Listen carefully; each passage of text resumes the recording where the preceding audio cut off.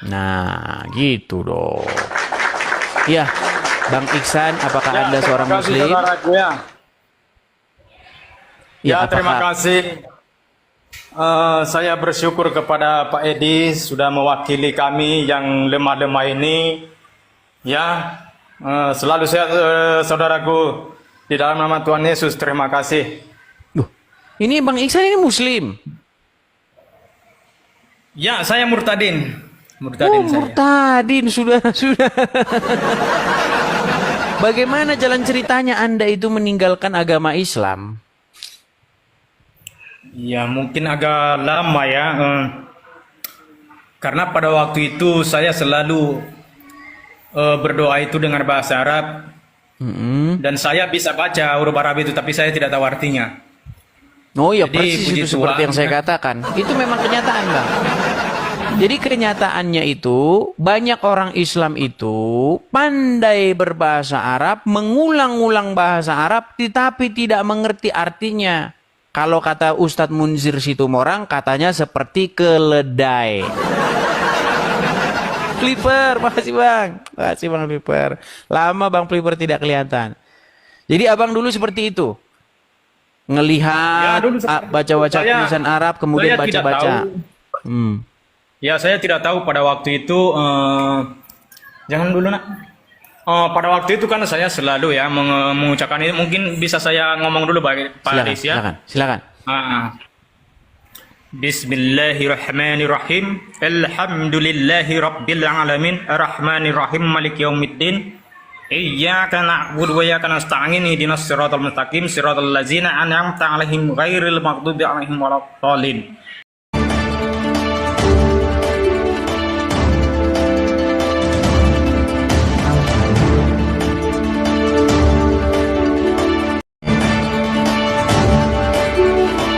Shalom Bapak Ibu, kembali lagi bersama dengan saya Petrus Manusia. Dalam kesempatan yang baik ini kembali saya menayangkan kesaksian seorang ustadz muda memilih percaya kepada Yesus sebagai Tuhan dan Juru Selamatnya. Dan beliau mengungkapkan di Room NS TV perihal ketertarikannya terhadap iman Kristen. Nah, sebelum saya berikan komentar, mari kita dengarkan dengan seksama sebagai berikut. Satu ayat ini Pak Edis saya merenungkan Mm-mm. ketika saya sudah memahami terjemahan tersebut. Dulu saya rajin ya, saya taat kepada Islam. Jadi saya menganggap yang saya baca setiap hari itu kata-kata yang mulia kepada sesembahan saya. Jadi pada waktu itu puji Tuhan ada yang suatu saya renungkan yang mana dalam kalimat ihdinas siratal mustaqim artinya tunjukkan kami jalan lurus. Jadi saya memahami itu berarti kalau saya setiap hari malah lebih setiap hari saya mengucapkan kalimat ini berarti saya dalam di jalan yang belok. Itu pemahaman saya. Jadi ketika itu tunjukkanlah kami jalan lurus. Berarti saya ini dalam keadaan jalan belok. Jadi saya mencari tahu di mana jalan yang lurus. Jadi saya baca di dalam itu saya jumpa ya di surah Al-Zukhruf 61 bahwa dikatakan situ inti dikatakan di situ Nabi Isa lah jalan yang lurus. Jadi ketika itu saya mencari tahu siapakah Nabi Isa ini. Saya mencari sebagai yang saya percayai bahwa Nabi Shallallahu Alaihi Wasallam bahwa dialah yang kami ikuti. Jadi saya anehnya dalam saya mencari ini saya tidak mendapatkan bahwa Nabi Muhammad yang lurus. Jadi dikatakan sini Nabi Isa. Jadi ketika itu saya cari ya siapa dia ini Nabi Isa. Jadi ketika itu pada itu saya baca ketemu di surah Al-Imran 45 dikatakan di situ Nabi Isa anak Maria yang kalimat atau firman Allah tapi yang terkemuka di dunia dan akhirat. Jadi saya memahami itu dikatakan di situ akhirat artinya kalau dia nabi berarti nabi akhir. Jadi tiada lagi selain dia karena dia akhir. Jadi ketika itu saya merenungkan lagi kenapa dengan pemahaman kami dikatakan bahwa Nabi Shallallahu Alaihi Wasallam adalah itu nabi terakhir. Jadi saya menjanggal. Jadi karena saya renungkan itu Pak Edis pada waktu itu, saya berpikir berarti daripada saya bingung, saya mencari tahu siapa yang menciptakan langit dan bumi. Oleh karena itu saya mencari kalau ada yang mengaku saya yang menciptakan langit dan bumi, berarti dia Tuhan, udah pasti. Jadi pada waktu itu Pak Edis, saya membaca ya di surah Al-Hadi ayat 3 itu, bahwa dikatakan situ dialah. Jadi Al-Quran itu sebagai saya Muslim, sebagai penunjuk. Dan oleh dengan di surah Al-Hadi ayat 3 ini, dikatakan dia yang awal dan akhir, yang johir, yang batin. Dan dijelaskan di ayat 4-nya itu, dialah yang menciptakan langit dan bumi dan segala sesuatu. Jadi saya mencari tahu siapakah yang awal dan akhir. Seketika itu ya, saya sudah mencari, saya baca hadis dan saya baca kitab lain, saya tidak mendapatkan siapa dia yang awal dan akhir, tidak pernah. Allah juga tidak pernah, aku Allah, aku yang awal dan akhir, tidak pernah. Tapi saya mencari tahu Pak Edis, mencari tahu pada waktu itu, saya tidak pernah menemukan. Jadi saya mencari tahu di mana dia yang awal, siapa yang awal dan akhir. Jadi ketika itu saya percaya bahwa yang dikatakan di surah Al-Baqarah bahwa wahai Muhammad, diperintahkan Allah, wahai Muhammad, kalau kamu ragu-ragu dan bertanya kepada kitab sebelum kamu, yaitu Taurat dan Injil. Jadi di dalam keimanan saya tidak pernah saya menemukan Taurat dan Injil. Jadi oleh karena itu pada waktu itu saya mengikuti apa yang dikatakan oleh Al-Quran. Saya mencari di Injil, ya, di Injil yang mana di Alkitab kepercayaan orang Kristen. Jadi pada waktu itu saya cari. Ketika itu waktu saya cari, muncul di surah kitab Wahyu 22 ayat 13 dikatakan dia dengan sangat tegas. Jadi Tuhan Yesus ini sangat tegas, dia mengatakan ya dengan tegas, akulah Alfa dan Omega, akulah yang pertama dan akhir, dan aku yang awal dan akhir. Jadi ketika itu saudara, pada waktu itu saya merinding ya, saya merinding, kok dia yang mengatakan akulah, tapi bukan dia menunjukkan dialah. Tapi dengan tegas akulah yang awal dan akhir. Jadi oleh karena itu saya penasaran pada waktu itu saya mencari di mana yang saya cari tahu ajaran Yesus yang diajarkan kepada umatnya yang mengikuti dia. Jadi pada waktu itu saya mencari tahu itu, saya menemukan ajaran yang sangat mulia Pak Edis di surah Matius 5 ayat 44 bahwa kasihilah musuhmu dan berdoa kepada siapa yang menganiaya kamu. Jadi waktu saya temukan ajaran itu Pak Edis, jadi saya mau kaget di situ. Ini tidak pernah di ajaran saya, tidak pernah saya mendengar ajaran seperti ini. Jadi oleh karena itu saya mencari bagaimana dan ini saya karena saya mencari tahu semua. Jadi Yesus ini sehingga nanti di surah Al-Zukhruf ayat 61 dikatakan situ Nabi Isa adalah jalan lurus. Tapi Yesus mengatakan bahwa akulah jalan kebenaran dan hidup. Jadi saya waktu itu saya sampai berdebat kepada keluarga saya Pak Edi sama mama saya, sering sampai mama saya dibilang, kau itu harus tahu, kau tanya sama Pak Ustadz, nggak boleh kau menafsirkan sendiri. Itu mungkin kamu salah memahami. Dan saya ikuti apa kata mama saya dan saya bertanya kepada guru. Cuman memang Pak Ustadz saya bertanya itu tidak pernah memuaskan, tidak sesuai dengan dalil yang saya pertanyakan sama dia. Cuman saya gitulah ya. Karena ada perasaan saya iya-iyakan aja. Jadi oleh karena itu saya ini Pak Edis kritis. Saya mencari tahu dan saya banyak ajaran-ajaran Tuhan Yesus yang sangat mulia di dalam itu. Dan pada waktu itu Pak Edis ada sekitar 2 tahun lebih ya. Tiba-tiba saya karena tidak percaya keluarga saya kepada saya, diam-diam saya kepada keluarga saya pergi dan merantau. Jadi dalam niat saya itu saya mencari gereja untuk percaya kepada Tuhan Yesus, bahwa Tuhan Yesus itu dialah Tuhan yang benar. Jadi pada waktu itu Pak Edis saya mendatangi gereja Pak Edis, saya cari gereja terdekat dan ya puji Tuhan pada waktu itu ya ada ketemu sama pendeta dan dibilangnya pada waktu itu saya pada waktu di penduduk gereja itu ada seorang ibu-ibu dan saya tanya, ada pendeta nggak Bu? Jadi pada waktu itu ibu itu ya sangat baik dan menerima. Dipanggilnya lah seorang Pak Pendeta dan dia tanya kepada saya kenapa. Saya bilang sama dia, Pak, saya mau dibaptis. Jadi Pak Pendetanya baik, dikasih saya duduk. Dan ditanya kenapa kamu mau minta dibaptis? Emangnya Bapak belum pernah dibaptis? Saya bilang sama dia, saya ini Pak belum pernah dibaptis, ya, karena saya ini Islam. Jadi saya bilang Islam, langsung kaget Pak Pendetanya ini. Jadi kaget dia, berceritalah kenapa, dan saya jelaskan bahwa saya mengikut Tuhan Yesus ini dengan sungguh-sungguh, dan saya sudah mencari tahu dia siapa. Dan saya percaya bahwa dialah Tuhan yang benar.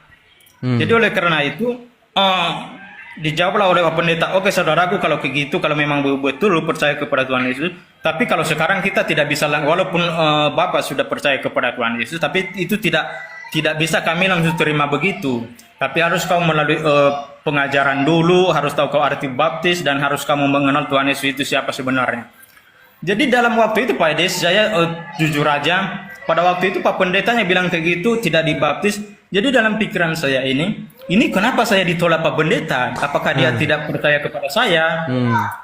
Jadi saya tidak tahu, karena di dalam keimanan saya dulu, asal ada orang yang datang ke masjid untuk percaya kepada Nabi Muhammad, hanya mengucapkan 2 kalimat syahadat udah sah. Jadi ini saya merasa ditolak pada waktu itu. Padahal bukan itu maksud Pak Pendeta, tapi pikiran saya terbelok pada waktu itu, berarti Pak Pendeta yang tidak percaya.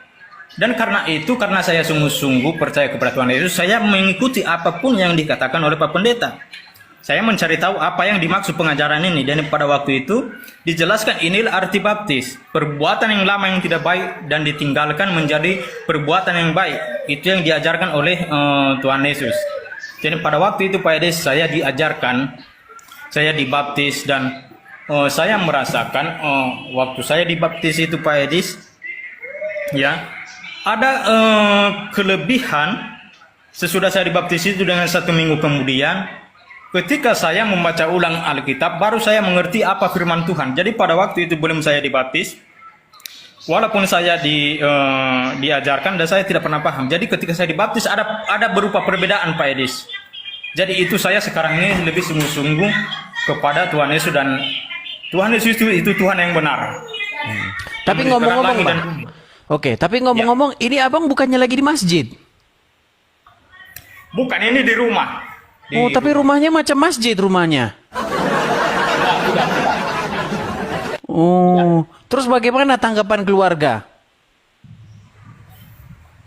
Ya, tanggapan keluarga sampai sekarang saya, karena ini baru saya percaya kepada Tuhan. Memang udah lama saya percaya, cuman masih ragu-ragu karena masih belum berani kepada keluarga. Jadi karena ketika itu Pak Edis, karena saya sangat percaya Pak Edis, saya keluar Pak Edis, saya merantau dengan alasan saya, daripada saya berkelahi sama keluarga saya, lebih bagus saya diam-diam merantau. Jadi alasan saya merantau, dan itu niat saya untuk percaya kepada Tuhan. Jadi sampai sekarang saya Pak Edis, keluarga saya itu memang saya ditolak dan dikatakan bahwa kamu itu tidak waras dan apa. Itu kan Yesus itu kan manusia. Kenapa kau percaya sama itu, sama orang-orang Kristen itu? Jadi daripada saya istilahnya berdebat sama keluarga saya, makanya saya merantau Pak Edis. Saya mencari kerja, bekerja sama orang Pak Edis. Walaupun kami di kampung ada rumah dan ada kebun sedikit, tapi saya tidak peduli itu Pak Edis. Tapi bukan artinya tidak sayang sama saya sama keluarga. Tapi sayang, tapi saya prioritaskan Tuhan dulu. Betul. Harus lebih dekat Tuhan dulu, karena Tuhan itu bagi saya itu maha kuasa. Jadi ketika nanti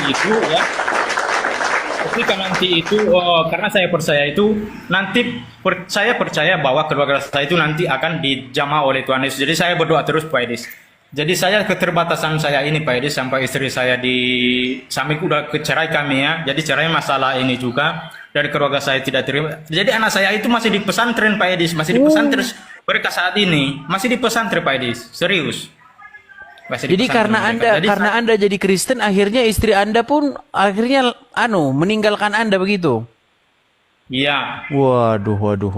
Ya itu ya teman-teman ya, karena memang. Jadi anak saya ikut dia. Jadi bayangkan saja Pak Edis pada waktu itu bagaimana mereka membenci saya itu Pak Edis.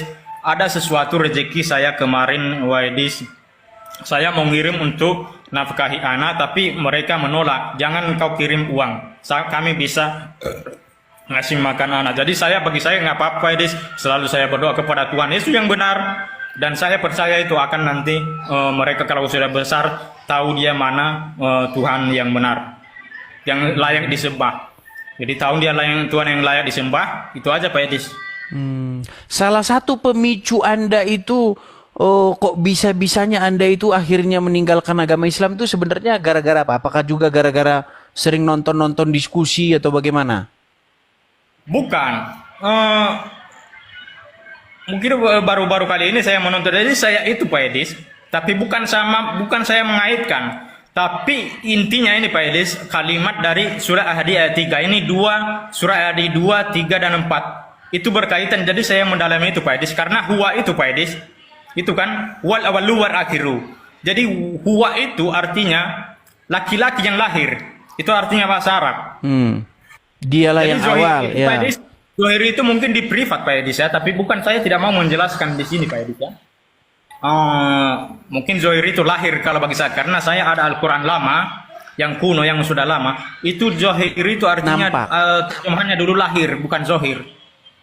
Lahir dikatakan di situ. Dia yang lahir, yang batin, dan yang batin. Dia yang lahir dan dia yang batin. Itu dia Pak Edis. Jadi Gini saya Bang Ihsan, ini banyak yang menuduh Anda ini katanya settingan, bahwa Anda itu ini hanya settingan, bukan Islam beneran. Gimana? Apakah Anda setuju kalau kita kasih naik satu Muslim? Ya, itu tidak mau saya berdebat Pak Edis ya. Cuman saya mengatakan kalau saya bukan Islam pasti saya tidak tahu membaca huruf Arab. Tapi kalau saya sampai sekarang memang saya tidak tahu bahasa Arab, hanya bisa membaca. Dan itu semua bisa saya hafal-hafal huruf Al-Quran. Kalau Yasin, tapi jangan semua ya, tapi yang pertama aja. Yasin wal Qur'anil Hakim, innaka laminal mursalin, ala siratim mustaqim, tanjilal azizir rahim, litunjira kama ma unjira abahum fahum wafilun. Jadi saya jangan semua. Jadi jadi surah Al-Ikhlas. Sah ya, Muslim ya, Muslim ya.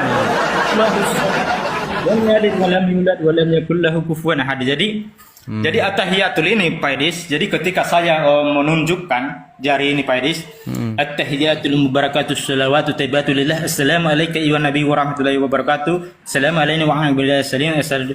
Jadi ketika saya mengucapkan asyhadu alla gini Pak Edis ya. Jadi pas menunjuk itu kayak gini dia Pak Edis. Asyhadu alla ilaha illallah. Jadi pada illallah itu menunjuk. Jadi saya memahami itu bahwa tiada Tuhan selain Tuhan di Mekah. Itu saya memahami itu. Saya menunjuk Tuhan di Mekah. Karena di Al-Quran itu diperintahkan Muhammad untuk menyembah Tuhan di negeri Mekah. Jadi ketika saya at-tahiyatul, jadi saya la ilaha illallah. Jadi tidak ada Tuhan selain Tuhan di Mekah. Itu makanya ditunjuk. Jadi kalau bukan Tuhan di Mekah, karena Tuhan itu berada di asri, di atas. Ketika saya la ilaha illallah, pasti ke kini tangan saya. Tapi pada waktu itu saya menunjukkan arah ke depan, arah ke kiblat. Jadi Tuhan itu menunjukkan dia di situ. Itu saya memahami, tapi bukan saya mengucap sini. Terima kasih. Oh, iya. Berarti sekarang ini Anda akhirnya malah ditinggalkan istri Anda. Ya, anak-anak Anda pun akhirnya malah juga ikut kepada istri-istri ya. Ya inilah memang ya teman-temannya jalan ya, hidup. mungkin saya kalau ayat sholat Pak Edis ya ketika Allahu Akbar kabira walhamdulillahi katsira wa subhanallahi bukratan wa asila. Inni wajjahtu wajhiya lillazi fatara samawati wa ardi hanifan minal wa ma ana musyrikin. Inna salati wa nusuki wa mahyaya wa mamati lillahi rabbil alamin. Jadi itu jangan sampai selesai ya. Jadi pokoknya ada bukti untuk bahwa kalau mereka tidak settingan, saya tidak mungkin tahu bahasa ini. Saya tidak ada membaca-baca di sini, tidak ada. Tapi saya hafal di kepala saya, udah hafal semua. Ya, karena memang begitu Bang. Karena kalau tandanya orang Islam itu, memang menurut orang-orang Islam haruslah bisa atau mengucapkan huruf-huruf Arab. Ya, memang seperti itu. Dan iya memang seperti itu ya teman-temannya, jalan hidup itu memang seperti itu. Banyak juga orang-orang Islam yang lain ya yang meninggalkan Islam akhirnya memang menanggung hal-hal seperti yang Anda eh, tanggung sekarang ini seperti itu. Banyak cerita-cerita muslim yang lain yang juga seperti itu. Akibat dia meninggalkan Islam, akhirnya apa? Dia meninggalkan keluarganya dan lain sebagainya seperti itu. Ya itulah jalan hidup ya Bang ya. Lalu bagaimana ini pendapat Anda tentang diskusi-diskusi lintas iman yang ada di sosial media? Ya, saya bangga, saya bangga. Saya bangga kepada penjelasan-penjelasan dari orang itu Kristen. Jadi, ketika mereka sering menjawab kepada saudara saya ya, saudara saya anggap memang saudara saya ya. Jadi selalu mereka tidak bisa untuk menjawab. Jadi itu jadi ketika mereka tidak bisa menjawab itu, saya lebih jadi iman saya lebih kuat kepada Tuhan Yesus yang bahwa Kristen itu benar. Jadi ada dalil semua lengkap. Jadi Alkitab itu semua bisa menjawab dengan segala apapun yang pertanyaan bisa dijawab dengan hanya Alkitab saja. Jadi itu kelebihan untuk sebagai menguatkan iman saya, itu aja sih. Iya, kalau orang Islam memang fakta dan kenyataannya ketika mereka saya tanya apakah Al-Quran itu lengkap, mereka bilang lengkap. Tapi ketika menjelaskan agama Islam, Qurannya nggak dipakai. Iya, mereka malah pakai buku-buku lain, buku syekh ini, kitab syekh ini, karangan ulama ini, buku karangan begini menurut kitab imam ini. Makanya saya heran, Bang. Ya kan? Di mulut berkata Al-Quran adalah kitab yang lengkap dan sempurna, tetapi pada prakteknya kitabnya itu tidak dipakai untuk menjelaskan agama Islam. Malah menggunakan kitab-kitab lain. Nah, itulah yang terjadi di tengah-tengah umat Islam. Seperti itu. Makanya memang kalau dipikir dalam-dalam, makanya saya pernah melakukan tantangan itu Bang. Kalau ada orang Islam yang bisa membuktikan dia percaya Al-Quran, saya lompat dari Monas, saya bilang. Gitu. Dan banyak hal-hal lain gitu Bang. Jadi misalnya seperti sunat begitu. Apakah Anda percaya bahwasanya Al-Quran menjelaskan segala sesuatu? Dia bilang, iya. Kalau begitu tolong tunjukkan apa fungsinya sunat. Nggak percaya dia kalau Al-Quran menjelaskan tentang sunat. Nggak percaya.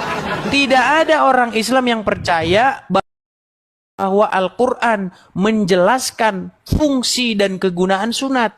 Mereka pasti bilang, oh itu untuk kebersihan atau bersuci katanya. Di mana dalam Al-Quran bersuci itu sunat? Nggak ada. Ada sebuah riwayat atau sebuah informasi bahwa Ibrahim itu bersunat. Begitu. Jadi kalau memang kita ikuti narasi mereka memang seperti itu Bang. Ya, artinya Abang sudah meninggalkan agama Islam, itu sudah satu satu perpindahan lah dari kesesatan menuju jalan yang benar seperti itu. Karena banyak orang di luar sana beragama itu hanya ikut-ikutan Bang, tanpa pernah membandingkan, tanpa pernah mempelajari seperti itu. Seperti orang yang diberi uang palsu. Orang yang menyimpan uang palsu, dia tidak pernah sadar bahwa uangnya palsu. Karena dia tidak pernah membandingkan dengan yang aslinya. Seperti itu. Yeah. Nah, saya Bang, saya itu sudah menghabiskan waktu belasan tahun untuk membandingkan Al-Quran dengan Injil, dengan Taurat. Saya bandingkan.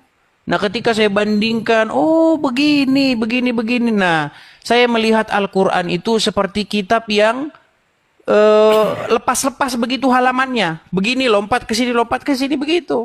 Di dalam Taurat diceritakan bagaimana Abraham itu sunat, kenapa dia sunat, apa maksudnya sunat itu, latar belakangnya apa.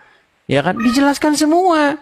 Tetapi ketika saya baca Quran, sampai botak kepala saya tidak temukan ada Ibrahim sunat di Quran. Tidak ada. Lalu orang Islam berkata, Ibrahim itu sunat katanya. Di Quran mana Ibrahim sunat? Oh, bukan di Quran, di kitab ini. Katanya Quran lengkap, sempurna. Ya memang kadang-kadang omongan itu hanya sekedar di mulut saja begitu. Karena memang provokasi yang sudah diucapkan terus-menerus akhirnya dipercaya oleh banyak orang walaupun orang itu tidak pernah memeriksanya, seperti itu, Bang.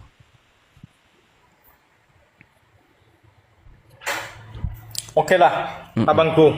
Oke. Saya wakilin kami ya, nanti saya dukung nanti saya cari nanti profil abang dan nanti saya dukung ya. Terima kasih Bang Iksan. Oke. Oke Bang Iksan, selamat malam. Kita berikan kesempatan kepada muslim yang lain ya Bang ya. Ya, turunkan. Baik, terima kasih Bang Terima Iksan. kasih mewakili kami. Saudara yang kasih Tuhan, tadi kita telah mendengarkan dengan seksama bagaimana kesaksian seorang ustadz muda tadi. Dan dia bersyukur bisa mengenal Yesus sebagai Tuhan dan Juru Selamat, bisa mengerti dan memahami ajaran Kristen yang sesungguhnya, bahwa di dalam iman Kristen ada jaminan keselamatan yang luar biasa. Karena ajaran Kristen tidak berhenti pada hafalan semata, kegiatan-kegiatan seremonial, tetapi lebih pada meresapinya di dalam hidup, ya. Lalu kemudian di dalam ajarannya ada yang sesuai yang tertulis itu benar-benar sungguh nyata, benar-benar sungguh ajaib, dan tidak ada ajaran yang lebih sehat daripada Alkitab di dalam iman Kristen. Nah, saudara, pengenalan beliau akan Yesus tidak terlepas dari doa-doa orang-orang percaya. Ya, gereja-gereja yang suka berdoa, suka bermisi, yang kadangkala orang mengenal Yesus, belum tentu orang yang mendoakan itulah yang membawa orang kepada Yesus. Tapi Tuhan memakai siapa saja melalui doa orang percaya. Oleh karena itu, hari-hari ini kita harus banyak mendoakan para misionari-misionari, para apologet-apologet muda, agar memberitakan Injil dengan penuh keberanian, dengan penuh hikmat dan kebijaksanaan, tanpa kemarahan, tanpa kebencian, tanpa hinaan, tapi memberitakan firman Tuhan berdasarkan apa yang tertulis, berdasarkan fakta-fakta yang ada, tidak mengada-ngada, tidak dengan kebencian, tapi melayani dengan kasih yang tulus di hadapan Allah. Nah, itulah yang bisa saya kemukakan, dan saya berdoa akan banyak orang yang mengenal Yesus sebagai Tuhan dan Juru Selamatnya. Sampai ketemu di tayangan saya selanjutnya. Tuhan Yesus memberkati. Shalom.